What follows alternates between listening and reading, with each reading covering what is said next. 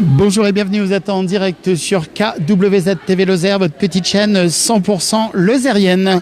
On vous l'avait dit, on vous l'avait promis, nous sommes en direct depuis la piscine de Saint-Chély. Alors attention, la piscine aujourd'hui, là tout de suite, n'est pas ouverte. C'est une formation professionnelle avec notre partenaire KWZ qui s'appelle notamment Aqua Feedback, avec plein de nouveaux joujoux. Voilà, donc vous voyez ici ces personnes qui sont en train de s'initier à ces systèmes de bouée. On va tout de suite, comme il y a un léger creux, on va aller voir Violaine qui va nous expliquer. Violaine qui est très connue ici puisqu'elle est beaucoup dans les objets gonflables avec sa superbe séchouette. Violaine, bonjour. Allez, on fait quoi ici? Qu'est-ce que tu nous fais là? Aujourd'hui, on est en période de testing et de formation donc pour des futurs maîtres nageurs à Saint-Chély. Voilà, on présente notre tout nouveau produit, l'Aquafeedback version aquatique. Et ouais, ce qu'il faut dire, c'est que le confinement, ça peut être compliqué, mais vous avez su rebondir. Vous avez depuis quelques temps, depuis plus de 6 mois maintenant. Hein, on a vu surgir un peu partout ici en Lozère, et pas qu'en Lozère, parce que vous êtes maintenant devenu national, voire même mieux, distributeur d'un produit que vous avez créé, on va dire. Les Aquafeedback, c'est quoi ces Aquafeedback? Même je fourche. Et ben en fait, ce sont des sortes de gonflables, qui sont gradués pour la partie transparente que la majorité des gens connaissent. Et on a créé une gamme opaque, donc spécifique pour l'aquatique notamment. Et là, on est en phase de testing pour un petit peu voir ce que ça donne et surtout pour ensuite les commercialiser. Parce qu'on pense que c'est un produit qui est très intéressant également dans l'eau. Et en tout cas, il peut aller dans l'eau. Donc on est en phase de réflexion et de testing avec ces jeunes femmes et jeunes hommes aujourd'hui. Donc on est très content d'être à Saint-Chély et de pouvoir le tester auprès d'eux. Bonjour Régine et bonjour Nicole qui sont présents avec nous. Si vous avez des questions, n'hésitez pas. Je poserai les questions à Violaine ou à David qui est à côté son mari. Vous voyez à côté, on est en train de aussi en même temps faire des photos. Il y a un reportage KWZ que vous retrouverez très prochainement à l'antenne. Et vous avez Robert qui est à côté, qui va poser quelques questions au directeur de l'établissement. Violaine, oui. Ça s'exporte beaucoup, je crois. Hein. C'est un vrai succès, ton produit, là. Ça marche très bien. Au niveau national, on a de plus en plus de personnes qui nous font confiance, des grosses structures, bien sûr des particuliers, qu'ils soient lozériens ou partout en France. Et même maintenant, à l'international, on commence à avoir des distributeurs et puis des ambassadeurs. On est plus de 60 à être partout en France avec nos produits et à promouvoir ce produit. Donc, très innovant, fun et bien sûr, made in Lozère. Donc, on est content de ça. Cocorico 48. Vas-y, je te laisse donner tes instructions de coach. Voilà, donc, et on va aller voir le directeur de la piscine dans un instant. Bonjour Lily Rose. Bonjour Robert Eric. Dis Lily, je vais transmettre dans 2 secondes. Voilà, donc vous voyez, hein, cet objet flottant est rempli d'eau et en fait, il permet de faire des exercices. Et je dois dire que les personnes transpirent beaucoup. Alors heureusement, elles sont dans les piscines et ça, c'est super cool. Donc voilà, donc ce sont des professionnels maîtres nageurs qui sont en train de passer leurs épreuves, je sais pas, mais leur formation de maître nageur. Et ça fait partie de la formation. Donc c'est pour ça qu'ils sont à la piscine aujourd'hui. Ce sont des professionnels. Je me rapproche de Robert tout de suite avec le directeur de la piscine. Et puis, voilà. Robert, bonjour. Tiens, mettez-vous face à moi là. Voilà, comme ça, on a une jolie vue derrière. On a Lily Rose, notre célèbre Lily Rose, qui est en direct avec nous. Et voilà, qui nous dit bonjour. Monsieur, enchanté. Votre prénom, c'est Gilles, je crois. Bonjour et bienvenue à la piscine Atlantis. Michel Gilles, directeur de l'établissement et responsable des formations qui sont mises en place actuellement, puisque là, vous avez une formation d'aquagym. Vous avez vu, il a pris ça le son, il raconte tout. Alors, je vais le couper. Non, mais il parle beaucoup. Robert, bon courage, je te passe le micro. Bonjour d'abord, bonjour mesdames, bonjour mesdemoiselles, bonjour messieurs. Il y a un moment qu'on ne s'était pas vu sur KWZ. Demain matin, je serai avec vous sur un marché à Saint-Alban, tout nouveau, une nouveauté donc à Saint-Alban. J'espère qu'on va pouvoir faire comme on veut sur KWZ. Mais là, pour le moment, je suis avec Gilles Michel, donc Gilles le prénom. Alors, j'ai 2 Michel là. J'ai Éric Michel, donc Michel, c'est ton nom. Toi, Michel, c'est ton... C'est mon nom, Michel c'est mon nom, mais j'ai pas choisi, on m'a dit tu t'appelles comme ça et depuis je l'assume pleinement et Gilles c'est mon prénom et à ce titre... Vous n'êtes pas parents tous les deux? Eh bien on peut chercher mais pour l'instant ça n'a pas été identifié. Moi je suis dans le milieu aquatique mais visiblement c'est pas son cas et là aujourd'hui nous sommes avec des maîtres nageurs en formation avec des maîtres nageurs diplômés pour travailler un petit peu sur la préparation de l'été, sur la préparation de la reprise de la piscine, puisque la piscine va sortir du déconfinement à un moment donné. C'est clair. Alors pourquoi des maîtres nageurs aujourd'hui? Est-ce qu'en Lozère, il faut que les maîtres nageurs soient formés en Lozère?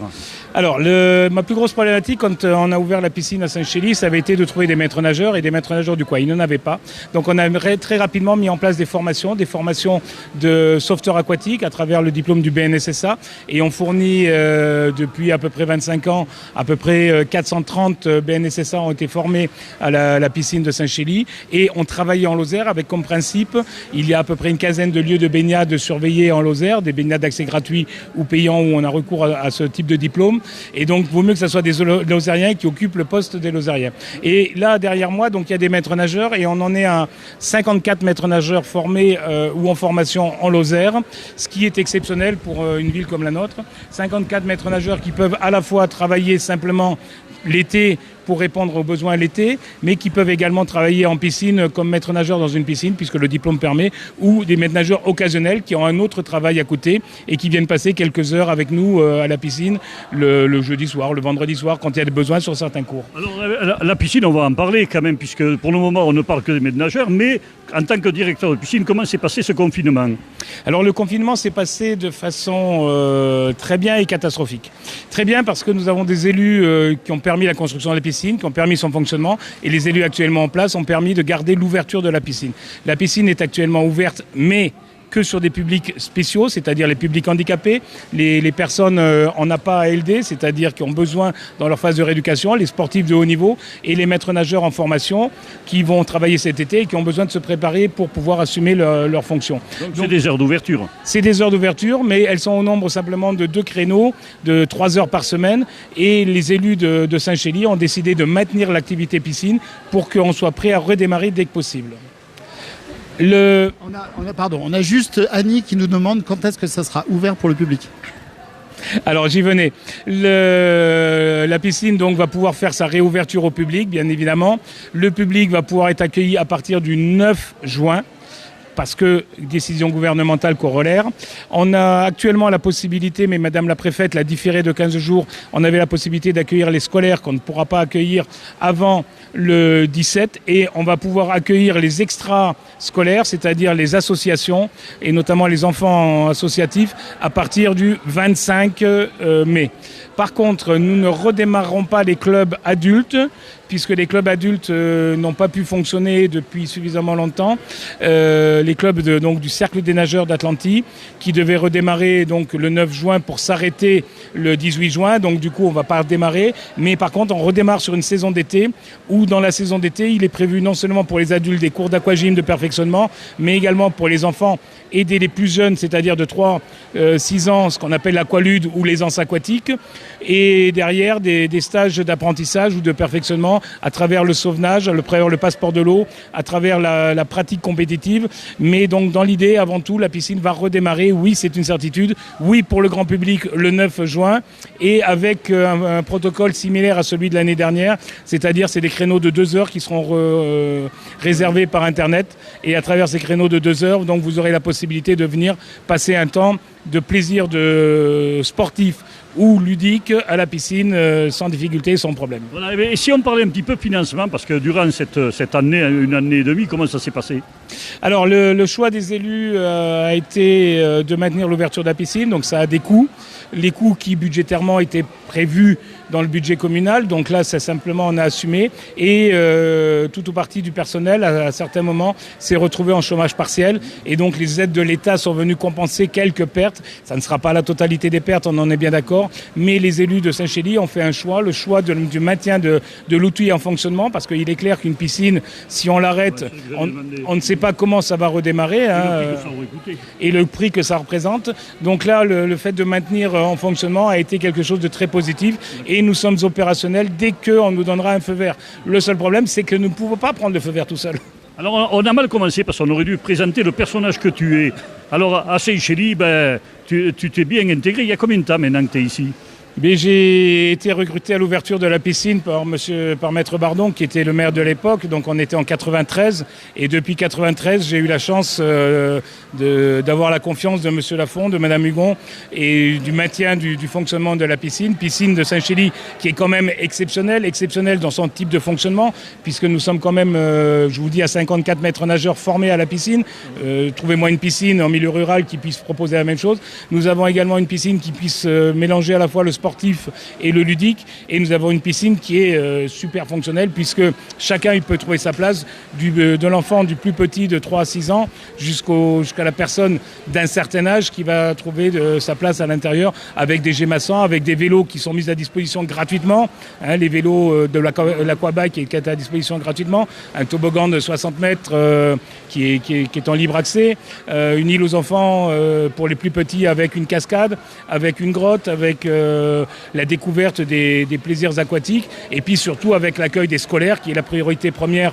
Et on a la chance aujourd'hui sur le bassin de la 75, on va dire, Nord-Lozère et A75, d'avoir à peu près 95% des jeunes qui sortent du CP sachant nager. Et ça, c'est extraordinaire parce que apprendre à nager, c'est un besoin sociétal, c'est un besoin sécuritaire. Aujourd'hui, les chiffres montrent qu'il y a quand même pas mal de noyés chez les jeunes, chez les plus jeunes, chez les enfants en bas âge. Des actions sont mises en place et la piscine de Saint-Chély est associée au gros projet du Blémard dont on reparlera pour le mois de septembre. Mais il est clair, pour le mois de juin, pardon. Mais il est clair que l'objectif premier, c'est la mobilisation de tous les acteurs, que ce soit l'éducation nationale à travers l'inspecteur ou à travers les conseillers pédagogiques de circonscription. Et Claude Daskevitch est un des acteurs forts avec Éric Beauclerc de ce qui se passe. On a également donc les enseignants qui répondent à travers des projets pédagogiques propres à chaque école, les enseignants qui sont valorisés dans leur démarche, les enfants qui sont là, les parents qui viennent et qui sont agréés pour accompagner le temps scolaire.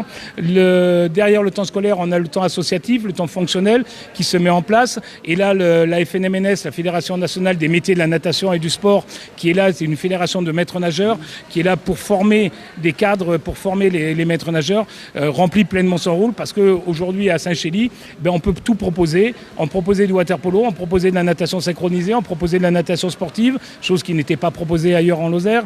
On proposait de l'accueil du public, de l'aspect ludique, et j'espère que dès le 9 juin, on va pouvoir redémarrer dans ce schéma-là. Et nous, on vous le souhaite. Alors, j'aurais juste une anecdote. Moi, j'ai été enfant ici à Saint-Chély, donc j'habitais juste à côté de la piscine. Elle n'existait pas. On venait faire des glissades à la place de la piscine parce qu'il y avait de l'eau partout et c'était gelé l'hiver, donc c'était notre piste de glissade. Et puis, on allait se baigner. Parce qu'il fallait bien se baigner, mais on ne savait pas nager, mais on attaquait quand même. Alors on faisait des barrages sur le petit ruisseau qui descend, qui passe devant l'usine, là-haut, donc le Chapouillet. Non, le Tatula, celui qui vient de Tatula, ouais.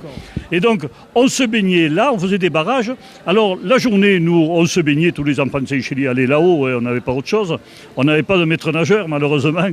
Et puis, la nuit, on envoyait, nos parents se faisaient engueuler par l'usine, parce qu'en fait, comme on faisait des barrages, il n'y avait plus d'eau pour alimenter les fours. Et donc la nuit, il fallait qu'ils aillent, avant d'attaquer le boulot, démolir nos barrages.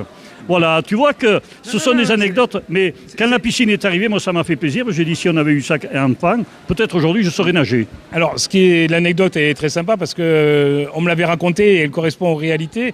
Les moutons aussi, les marais qui étaient ici à la place de la piscine. Ah oui. Non, on a eu la chance d'avoir des élus qui à un moment donné ont pris des grandes décisions parce qu'une piscine comme celle de Saint-Chély dans une ville de 5000 habitants, je peux vous garantir qu'avec une belle piscine, et une zone de chalandise de 12 000 et une piscine qui aujourd'hui 25 ans après, presque 30 ans, est toujours fonctionnelle, il est clair que c'est un choix politique fort et que c'est un choix politique à direction des élus. C'est vraiment de la politique politicienne dans le sens d'aménagement de vie de la cité et permettre à chacun de pouvoir acquérir un plus, donc savoir nager, accessible pour tous. Et c'est là où vraiment les choix des élus successifs, alors de départ mais successifs également, qui aujourd'hui encore sont là et maintiennent l'outil dans son état de fonctionnement, c'est exceptionnel. Voilà, moi je voudrais te féliciter parce qu'on voit que l'entretien est fait, que tout est parfait. Moi je n'étais pas venu il y a quelques années et je retrouve la piscine exactement comme elle était à ses débuts, quoi. Alors c'est un petit peu le problème et c'est un peu les projets du futur, c'est-à-dire le maintien d'existence c'est bien, mais il faudrait peut-être réfléchir au futur et actuellement je sais que les élus en place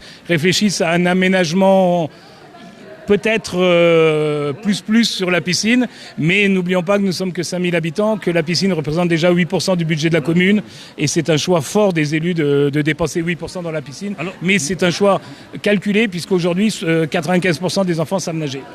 Juste une dernière question. Au niveau du spa qu'il y avait en haut, tu te rappelles ? Il y est toujours. On a toujours un spa en haut avec jacuzzi et sauna. Malheureusement, le confinement nous interdit de l'utiliser. Vous l'avez rouvert parce qu'à un moment, il était fermé. On l'a changé, on l'a modifié, on l'a refait.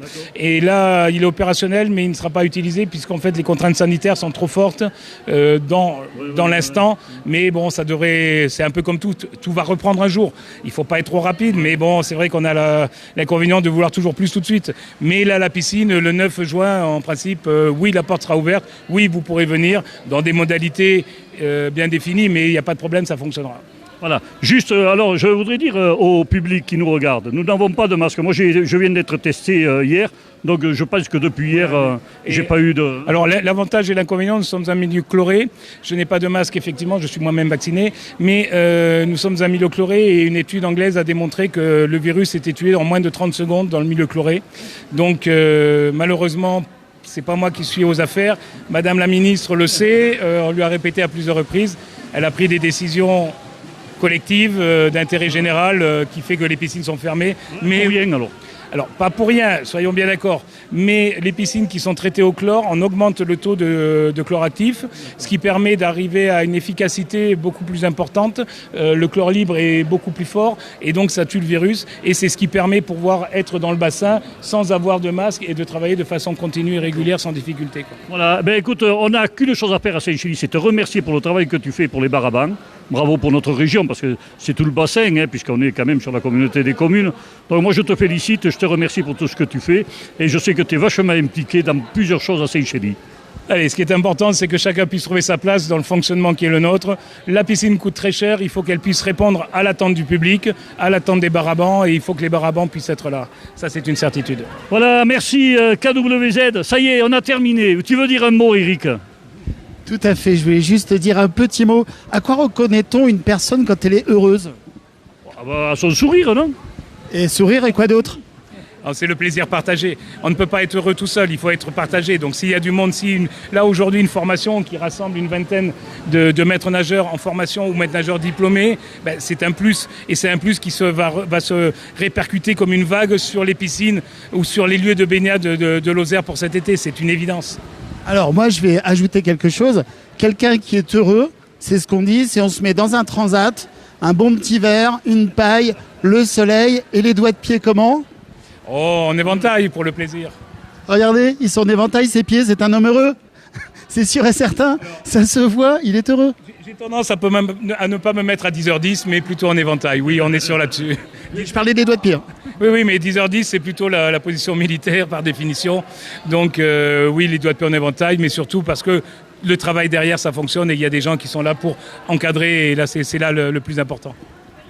Voilà, Eric, je te remercie. Je remercie Marie qui est avec nous également et qui te seconde un petit peu aujourd'hui dans ton reportage que tu es en train de réaliser. Et puis, moi, je vous donne rendez-vous demain. Alors, je ne sais pas trop comment on va faire, Eric, jusqu'à demain. On va essayer de régler mon petit problème que j'ai sur KWZ. Mais demain, d'une manière ou d'une autre, vous serez en direct de Saint-Alban pour le nouveau marché de Saint-Alban. Et puis, je vous parlerai un petit peu de ce qui va se passer dans notre commune de Saint-Alban. Je vous dis salut, merci à KWZ, merci à tout le monde. Là, vous êtes des milliers à nous regarder, là. Mais c'est vraiment génial. Vous êtes que des gens bien, voilà, qui êtes avec nous. Salut!